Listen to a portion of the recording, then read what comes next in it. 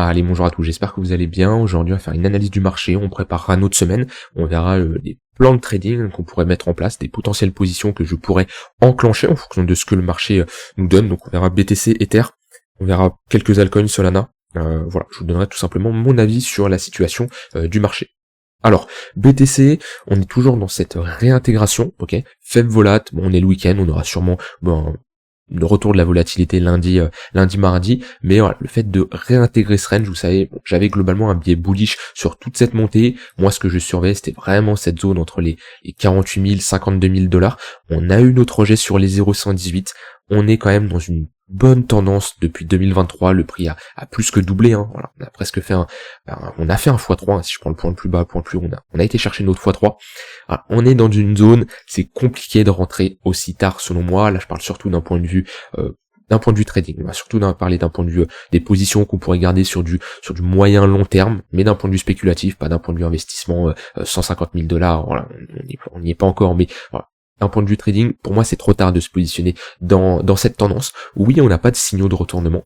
Ok, là-dessus je suis totalement d'accord avec vous, mais on a quand même un premier signe d'essoufflement. Alors, il y a une différence entre retournement et essoufflement. Retournement, c'est une inversion de notre dynamique. Pour le moment, la dynamique est toujours haussière, on fait toujours des creux de plus en plus haut, mais on a un essoufflement des acheteurs. On l'avait déjà noté il y a un moment, avec cette divergence baissière qui est ici, on le voit, on la valide, c'est-à-dire qu'on a un essoufflement des acheteurs. Attention, essoufflement des acheteurs ne veut pas dire retournement, c'est-à-dire que on est dans une phase de potentielle consolidation. En général, c'est très souvent ce qu'on fait quand on a une divergence baissière dans une tendance haussière, on consolide, chose qu'on a eu ici, mais on voit que au moment où on casse et qu'on réintègre, et voilà, ça nous montre le fait de réintégrer techniquement comme quoi on a un affaiblissement. Quand on a une tendance haussière, ce qu'il faut vraiment différencier, c'est les pullbacks dans cette tendance.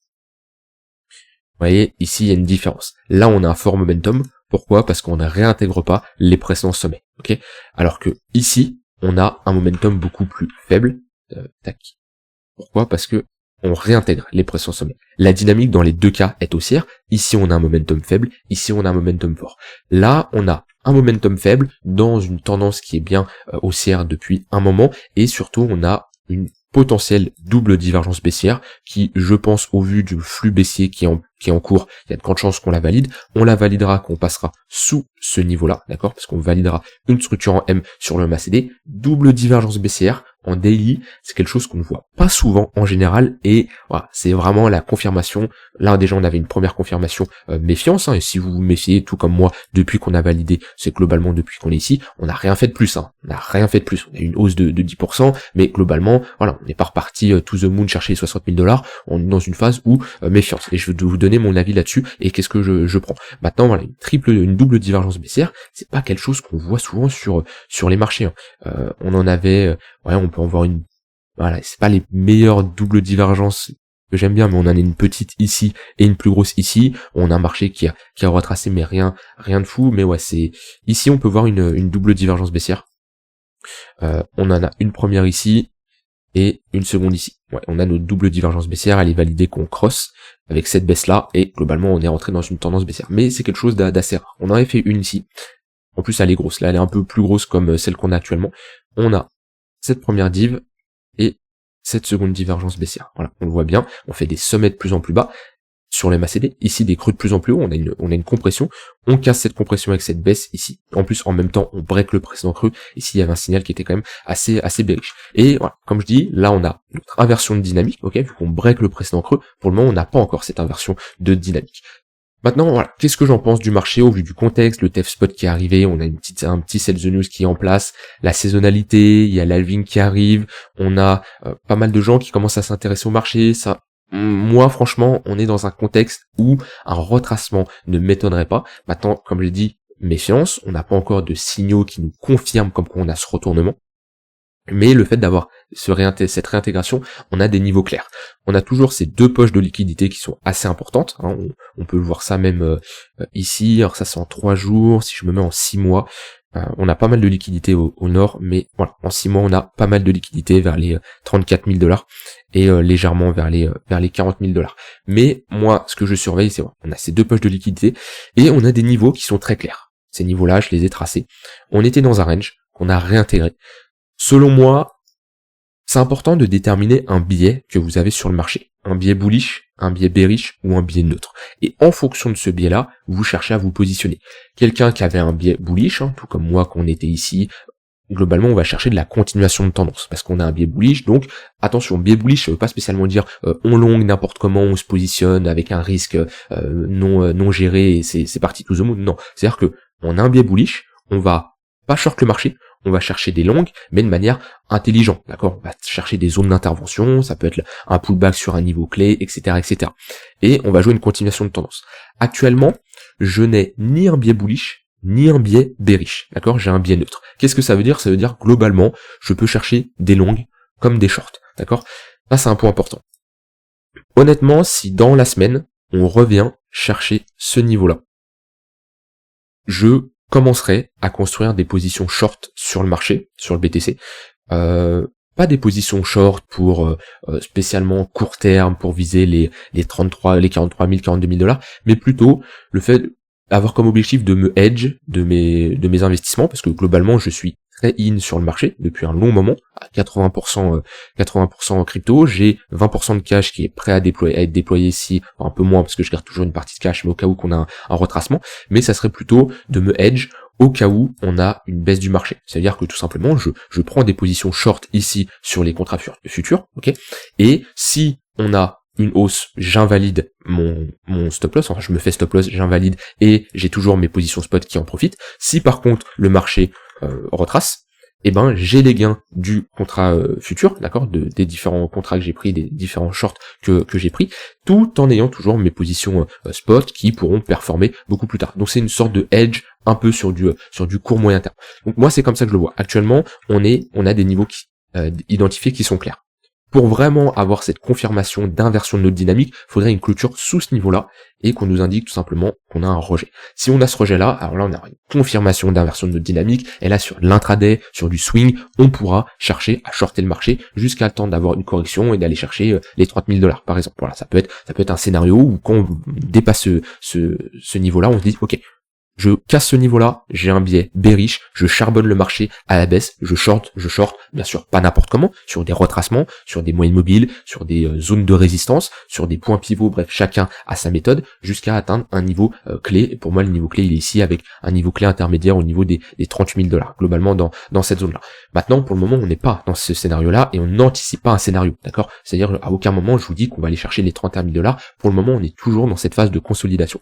Donc moi, si on revient chercher dans cette semaine-là, la zone des 44 000 $, je vais commencer à ouvrir des shorts avec une zone d'invalidation au-dessus de ce niveau-là. Globalement, ça serait un short ici, une zone d'invalidation ici, et globalement une prise de profit. Je vais mettre une position short, globalement on serait ici, hop, et on peut viser les 30 000 $, ça nous fait un risque de 2,5 pour 1. C'est une target tout à fait réaliste, mais là-dessus, je me mets pas spécialement de TP, c'est-à-dire que si on fait ça, et ici, j'ai une inversion de ma dynamique juste là, je sortirai à ce moment-là, d'accord? C'est-à-dire que j'ai des niveaux, mon niveau clé, il est au niveau des 31 000, 32 000 $. Cette zone-là, ok? C'est une bonne zone de prise de profit.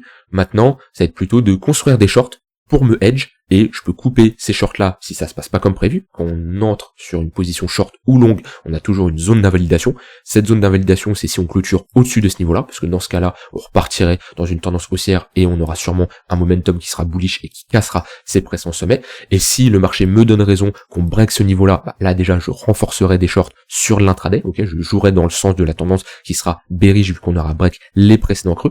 Et également si on commence à revenir chercher ces niveaux là et on a des signaux de faiblesse, c'est-à-dire on a des divergences haussières, on a des inversions de notre dynamique, ce qu'on fait là mais de manière inversée, c'est-à-dire que on rentre dans un range et on le break à la hausse, et ben je couperai ici mes positions. Mais ça peut être une manière de me hedge. C'est comme ça que je vois les choses actuellement sur le BTC. Il n'y a rien d'alarmant, je commence pas à vous dire paniquez, commencez à short, sortez vos spots. J'ai d'ailleurs eu un commentaire sur une vidéo, quelqu'un qui m'a dit je suis tout sorti, tout mon portefeuille spot, je suis sorti parce que je le sens pas et je rachèterai plus bas. Pour moi, c'est vraiment pas le comportement idéal, parce que déjà c'est sûrement d'un point de vue émotionnel que cette décision a été prise, et surtout, si le marché hausse, qu'est-ce que tu fais? Est-ce que tu rentres plus haut? Okay, ça peut être une stratégie, hein, ça peut être ok, ici je m'allège de 50% de mon portefeuille, mais si on repasse au-dessus de ce niveau-là, et ben je re-rentre. Ok, globalement, voilà, si vous êtes sorti ici, et ben vous perdez 5-6%, mais c'est pas grand-chose, mais la plupart des gens là n'ont pas ce scénario-là, et c'est plutôt, ok, je suis sorti à 100% sur les 46 000 $, par exemple, et je veux racheter à 30 000 $. Sauf que si on fait ça, eh ben, ils rachètent pas. Non, je peux pas racheter ici alors que j'ai vendu là. Non, et au final, ils se retrouvent à acheter les 70 000 $. Donc, je ne pense pas que sortir à 100%, c'est une bonne idée. Pour moi, au vu du contexte, on a le halving qui arrive, le TF spot, c'est bullish sur du long terme, et je reprécise bien sur du long terme. Pour moi, c'est compliqué là, comme je dis, j'ai 80% d'exposition en crypto, 20% d'exposition en cash, en USDT, d'accord? Et cette balance-là, elle peut aller sur du 90-10 ou 10-90 en fonction de l'évolution du marché. Pour moi, ici, j'ai pris des profils légèrement sur Solana. Pour moi, j'ai des targets beaucoup plus importantes sur du long terme, sur du BTC, sur du Ether. Ici, je vous parle vraiment de la poche investissement long terme. Mais rien ne m'empêche de me hedge sur du court terme en ouvrant des shorts. C'est globalement comme ça que je le vois.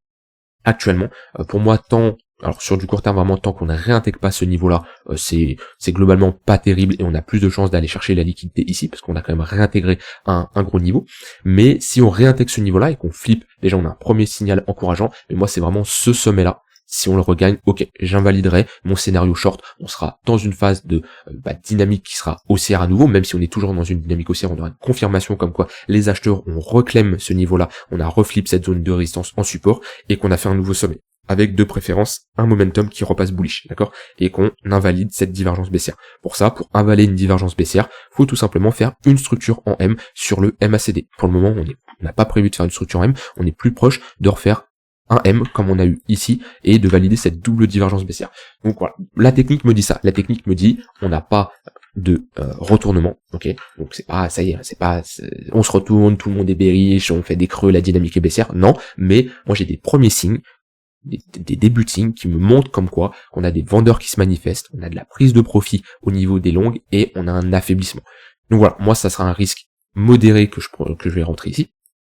Avec un short, je vous dis pas de faire pareil, chacun, il y en a, ça se trouve, ils sont pas énormément exposés, globalement, ils vont pas chercher à rentrer en short parce qu'ils ont pas besoin de ce hedge, il y en a, voilà, chacun est différent, mais comme j'ai dit, moi, mon plan, je sais pas si on va y aller cette semaine, ça se trouve, on n'ira jamais, et on va break ce niveau-là, et je vais juste faire de l'intraday sur ces mouvements à la baisse pour aller chercher des targets beaucoup plus basses, mais voilà, si dans les prochains jours, on revient ici, j'ouvrirai des positions short avec une zone d'invalidation sous ce niveau-là, et pour viser des targets, le break de ce niveau-là et les 32 000 $, avec une prise de profit avant si j'ai des signaux de retournement. Et si le marché me donne raison, c'est-à-dire que si on break ce niveau-là, on flippe cette zone de support en résistance, là sur l'intraday, voire même sur du swing, je chercherai des shorts sur du 4h, 1h, parce que on aura des moyennes mobiles qui seront orientées à la baisse. On aura le 1h qui crossera le 4h, et on sera plutôt dans cette phase ici, ou même, voilà, comme on a eu ici, pendant cette phase de baisse, où on a eu quand même un retracement de moins 20%, ce qui nous donnerait ici, ouais, ça nous ferait revenir vers les 38 000, 37 000 $, mais rien n'empêche d'avoir un moins 30% cette fois-ci. On a eu, comme je l'ai dit, on a eu très peu de baisse,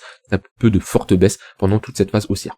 Voilà ce que j'en pense sur BTC. Je vous donne mon avis, il n'y a rien d'alarmant pour le moment, mais je préfère commencer à me hedge, et au pire, si je me hedge et le marché fait un nouveau sommet, et moi j'aurai le portefeuille spot qui en profitera tout simplement. Voilà mon avis sur BTC. Sur Ether. Alors ce que je surveille sur Ether, c'est là, sur du court terme, d'ailleurs, j'avais pris un short que j'avais partagé dans le Discord. J'avais fait j'avais pris un short, c'était hier, dès le réveil. Petit réveil à 8h, comme d'habitude, chaque jour, et j'avais pris un trade à 8h, 8h30, pile quand je me suis mis devant les marchés. J'avais un setup de short ici. Je sais plus exactement où c'était. Là, je suis pas sur le bon template. C'était... Alors déjà, c'était sur Ether. J'ai pris un short vers 8h30. Et je suis sorti ici pour un risk reward de 3 pour 1. Sur Ether, ici on a un premier signal qui est en mode méfiance sur du court terme, je parle vraiment ici sur du court terme, le fait d'avoir break ce niveau-là, cette zone de support, qui était une zone intéressante à surveiller, puisqu'on a une prise de liquidité ici, prise de liquidité, on a une déviation, on réintègre, on break le précédent creux. Là, sur du court terme, on peut voir sur du 1h-4h une inversion de notre dynamique. C'est vraiment sur du court terme, hein, ça remet pas en jeu la dynamique qui est haussière. On a ici un niveau clé, tant qu'on ne réintègre pas ce niveau-là, qui est le niveau sur BTC que j'ai déterminé ici. Ok, tant qu'on ne réintègre pas ce niveau-là, il n'y a aucune raison de dire que Ether est bearish. On peut avoir un retracement. Pour moi, je vois juste ici un pullback. Si je mets un Fibo, alors, on a été chercher les 0,382, si je mets des moyennes mobiles, 0,382 atteint, on a le tunnel 1 heure qui peut faire office de support sur du court terme, ça peut être une bonne zone de localisation aux alentours des 2500 $, ok. Et sinon sur du moyen terme, là si on revient chercher cette zone des 2400 $, c'est une zone je chercherai des longues pour avoir de la continuation de tendance sur Ether. On a une bonne zone de localisation entre le tunnel 4 heures, cette zone clé qui est notre haut de range. Bon, ici c'est une bonne zone pour chercher des longues. Pour moi Ether est beaucoup plus bullish, on a un ETH BTC qui est très intéressant avec une bonne clôture weekly. Alors déjà on est en train de voir avec notre tunnel daily, chose qu'on n'a pas fait depuis un moment. On est en train de regagner cette zone de résistance qu'on avait flip cette zone de support qu'on avait flip en résistance. Ici on avait un creux qui a bien fait office de support plusieurs fois. Ici on l'a cassé, on l'a réintégré, ok. Et ici on l'a cassé. On a fait office de résistance et on est en train de le réintégrer. C'est un niveau clé. On break le précédent sommet. La dernière fois qu'on avait break le précédent sommet sur Ether, c'était un moment. Ici, on a un sommet, sommet qu'on n'a jamais break, sommet. Ici, on n'a même pas break ce niveau-là. On a juste une prise de liquidité. On pouvait avoir ici une pattern de retournement où on l'a pas validé vu qu'on n'a pas clôturé au-dessus. Là, on a des sommets de plus en plus bas. Pareil ici, potentiel pattern de retournement qu'on n'a pas validé. Ici et encore ici, on a peut-être une petite, même pas. Pareil. Prise de liquidité, mais on n'a pas clôturé au-dessus de ce niveau-là. Donc globalement, les sommets sont toujours de plus en plus bas, et là on a un premier signal où le précédent sommet, on le break. Pas n'importe où, sur une très bonne zone de localisation, avec ici une petite divergence haussière qu'on peut voir ici. On a un creux ici, et un second creux ici sur le MACD. C'est une petite div, hein, mais elle est quand même validée, et on a un flux ici qui est assez haussier, qui est assez intéressant. Donc pour moi ici, il y a une bonne décorrélation entre Ether et BTC, et c'est assez encourageant ce que nous fait Ethereum. Ça c'est pour Ether. Sur les altcoins, il n'y a pas trop de charts qui m'intéressent à part Solana. Solana, on a un niveau assez clé. On a posé un bon bottom au niveau du tunnel 4 heures. Enfin, on n'a pas encore posé le bottom, on essaye de le poser. On a retracé sur les 0,382 de Fibo de mémoire. On a un bon rejet. Si sur Solana, on reflippe cette zone-là, là on a un niveau clé, ok, au niveau des 102 $. On a tout simplement structuré une pattern de top. On a un M-top ici, hein. Ok. On fait une structure de retournement de marché, alors qu'on était bien dans une dynamique haussière, hein. Là, on voyait des structures de continuation, des W, structure de continuation W, on arrive à un endroit top de marché. Très bien. Une ligne de coup aux alentours des 102 $.